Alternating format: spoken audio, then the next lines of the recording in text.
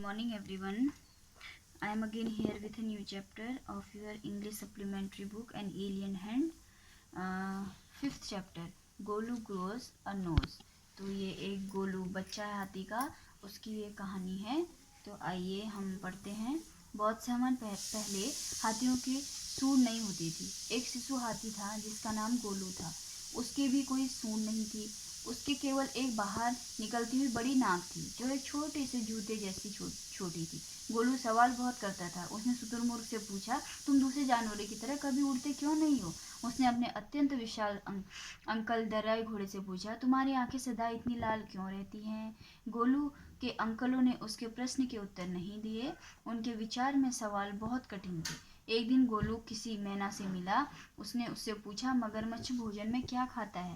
मैना ने गोलू को सलाह दी कि वह लिपोपी नदी पर जाए। गोलू घर गया। भोजन के बाद गोलू अपने परिवार से बोला, विदा, मैं विशाल और घास वाली लिपोपी नदी पर जा रहा हूँ। मैं पता लगाऊंगा कि मगरमच्छ क्या भोजन करता है। इस प्रकार यह पता लगाने के लिए कि मगरमच्छ क्या भोजन करता है, गोलू लिपोपी नदी की ओर चल पड़ा।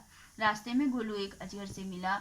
उसने उससे भी वही सवाल पूछा। अजगर ने भी कोई उत्तर नहीं दिया, पर वह चुपचाप गोलू के पीछे चल पड़ा। जब वह नदी के पास पहुंचा, उसे लकड़ी का एक बड़ा लट्ठा दिखाई दिया। वास्तव में यह एक मगरमच्छ था। जब इसने गोलू देखकर पलक झपकाई, तब उसने पूछा, क्या तुमने कभी कोई मगरमच्छ देखा है? मगरमच्छ ने उसे बताया कि यह वही है। मगरमच्छ ने बताने के लिए कि यह बात सच है, मगरमच्छ के आंसू बहाए।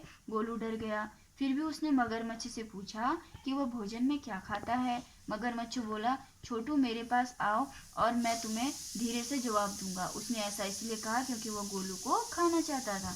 गोलू उसके पास गया। मगरमच्छ ने उसकी नाक पकड़ ली। तब उसने गोलू को बताया कि आज वही उसका भोजन होगा। अब अजगर गोलू की मदद के लिए आया। उसने गोलू से कहा कि जोर लगाकर खींचे। अब गोलू और मगरमच्छ दोनों एक दूसरे को खींचने लगे। तब अजगर गोलू के पेट पर रस्सी की तरह बंध गया। गोलू के साथ साथ उसने भी अपना जोर लगाया। इसी बीच गोलू की नाक फैलती चली गई। अंततः गोलू अपने आप को आजाद करने में सफल रहा। उसकी नाक 5 फुट लंबी हो गई। गोलू 2 दिन तक वहां इस प्रतीक्षा में बैठा रहा कि उसकी नाक छोटी और ठंडी हो जाए। नाक ठंडी तो हुई, पर छोटी नहीं। अजगर ने कहा कि लंबी नाक, जिसे सेंट कहते हैं, उपयोगी रहेगी। इससे हाथी मक्खियों को भगा सकता था। इससे हाथी अपने भोजन की बड़ी मात्रा को मुंह में डाल सकता था।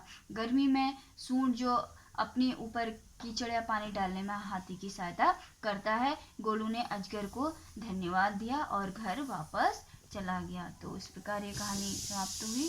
तो गोलू की नाक अंत में बड़ी हो गई। फिर इसके बाद बच्चों इसकी वर्ड मीनिंग और क्वेश्चन आंसर आप अपनी फेयर कॉपी पे लिखेंगे। Thank you.